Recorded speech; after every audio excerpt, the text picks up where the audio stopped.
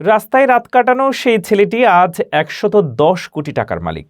Gas station ও convenience স্টোরে কঠিন পরিশ্রমের পর ছোট গ্যারেজে স্টুডিও বানিয়ে নিজের স্বপ্ন পূরণ করেছেন এপি ধিলন।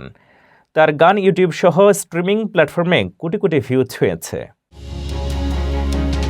কানাডীয় গায়ক ও র্যাপার এপি ধিলন আজ প্রায় ১১০ কোটি টাকার মালিক, কিন্তু তার সাফল্যের পেছনে লুকিয়ে আছে কঠিন সংগ্রামের গল্প। সম্প্রতি the great Indian Kapil Sharma শোতে তিনি জানিয়েছেন, কানাডায় প্রথম পা রাখার পর রাস্তায় রাত কাটাতে হয়েছে। হোটেলগুলো ক্রেডিট কার্ড না থাকায় তাকে ঘর দেয়নি। ২ রাত রাস্তায় কাটানোর পর এক অচেনা ভারতীয় দম্পতি সাহায্য করেছিলেন, যা তার জীবনের গুরুত্বপূর্ণ মোড় ছিল।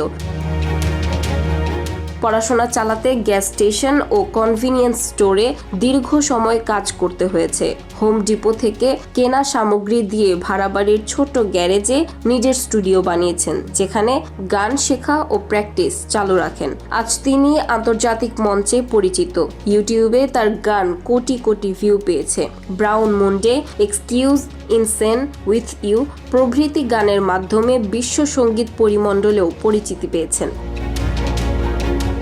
ধিলনের জীবনযাত্রা প্রমাণ করে, অধ্যাবসায় ও প্রতিভা থাকলে কঠিন সময়ও জয় করা সম্ভব। তিনি বলেন, আমি কখনো থামিনি, ধীরে ধীরে এগিয়েছি, কষ্ট পেয়েছি, কিন্তু বিশ্বাস রেখেছি। তার গল্প তরুণ শিল্পীদের জন্য অনুপ্রেরণার উৎস হয়ে দাঁড়িয়েছে।